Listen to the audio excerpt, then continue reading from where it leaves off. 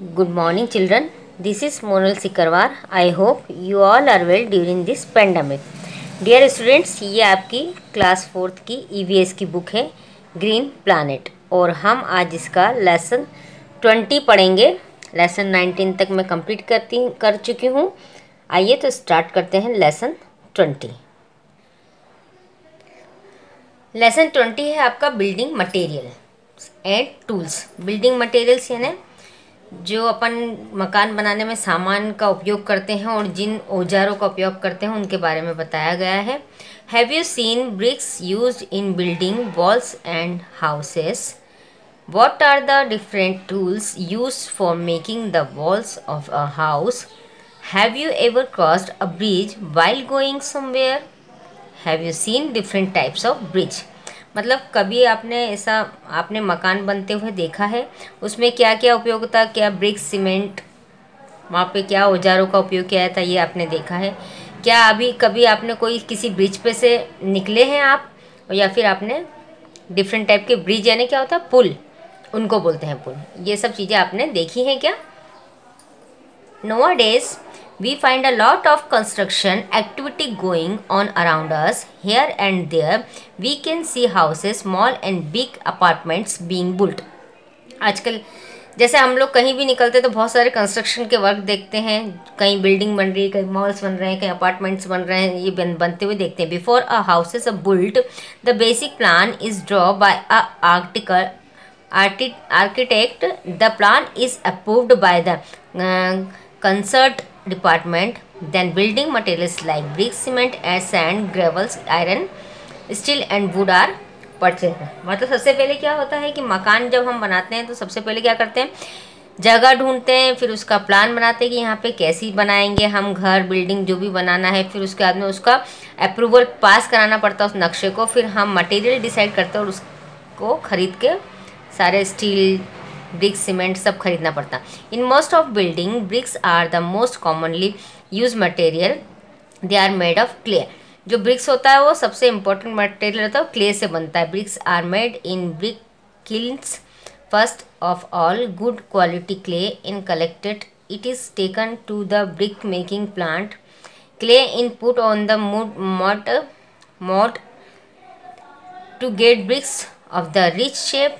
Then the brick are dried and fried in the clean fairing, making the bricks strong. मतलब कि सबसे अच्छी quality का हम कोई भी चीज़ हो, जैसे हम कभी मकान बनाते हैं या फिर कुछ भी चीज़ें बनती है तो सबसे अच्छी क्वालिटी का मटेरियल यूज़ करने की कोशिश करते हैं और करते भी हैं।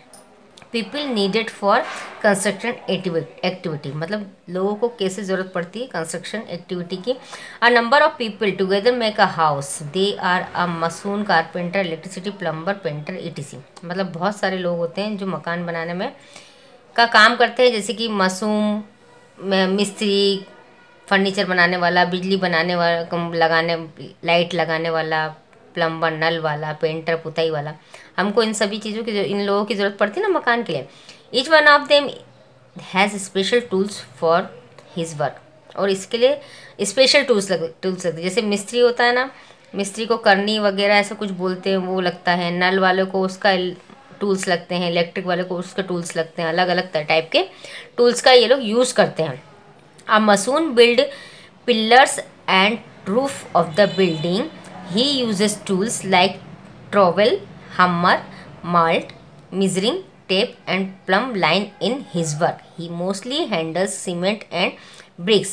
Many laborers carry cement and bricks on their hands and brings its to the masoon for him to work. मतलब मसूम कौन होता है? एक मिस्त्री होता है। जब वो बिल्डिंग बनाता है तो वो पिलर खड़े करता है, रूफ बनाता है, तब बिल्डिंग बनाता है। तो उसकी में क्या, हमर मतलब हथौड़ी, छैनी और क्या नाम से कि ये करनी, इन सब चीज़ों को यूज़ करता है। टेप से नापता है। तो और वो क्या करता है कि जब वो जैसे वो दीवार, तो उसको कई मजदूर लगते हैं जो उसको ईंट देते हैं, सीमेंट देते हैं, बना के सामान देते हैं, तो वैसे नापता जाता है और दीवार खड़ी करता जाता है।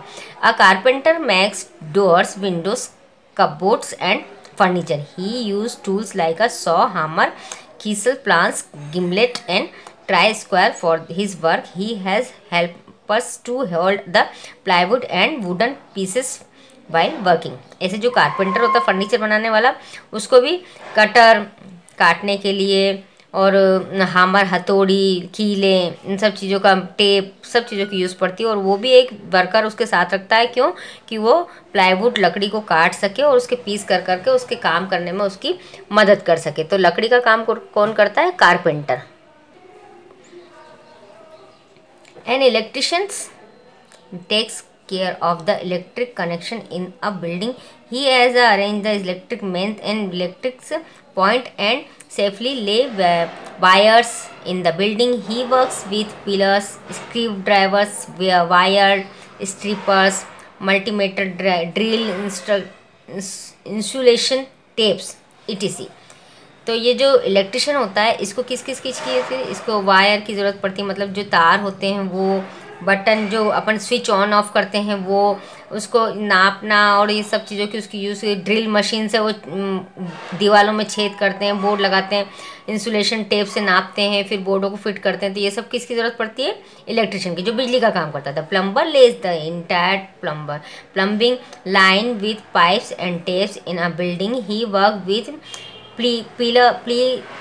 pliers, screwdrivers, wrench, spanner, pincers, rubber, forces, cup, chisels, etc. मतलब जो नल लगाने वाले होते हैं उनको भी बहुत सारी चीज़ों की ज़रूरत पड़ती है। उनको भी ऐसे इस तरीके से पाने, पिलर्स, स्पैनर, नल, रबर, जो अपन जहाँ फिट करते हैं ना उसकी रबड़ की एक वायर जैसा लगता है, तो वो सब के लिए इनको भी बहुत सारे टूल्स की ज़रूरत पड़ती है। Finally the painter paint the building after the work of over. He use a ladder, roller, spray paint gun and different types of brushes for his work. जब पूरा मकान बन जाता तो लास्ट काम किसका रहता है? पेंटर करता है। तो पेंटर को लैडर होता है, रोल होता है, मतलब रोल होता है इस तरीके से करने का। स्प्रे पेंट यानी वो ऐसे पिचकारी ऐसा छोड़ते हैं ना, उसको स्प्रे पेंट गन होती है उनके पास में, डिफरेंट टाइप के ब्रश होते हैं, तो ये सब करके मकान की पुताई अच्छे से कर देते हैं। उसके बाद में आते हैं अपन ब्रिज, जो बड़े बड़े पुल बनते हैं उन पे आते हैं ना। Bridge have been constructed by human beings since the ancient times. The earlier bridge were extremely simple, consisting of a tree placed across a stream of a river. मतलब पुराने ज़माने में क्या होता था, नदी पे इस पे पुल बनाया जाता था और सिंपल तरीके से बनाते थे इस तरीके से पुराने टाइम पे, जैसे लकड़ी के, काय के, छोटे छोटे लोहे वगैरह के डाल के। The river oldest no bridge in many parts of the world were long slab of stone placed over large rock and piles of stone in many parts of the world. Human tied ropes of various grasses and vines and hues. It is as suspension bridge material they used were locally available. With the advantage of civilization, more useful method were discovered in bridge building until about 200 years ago. Most bridges were made of wood or stone.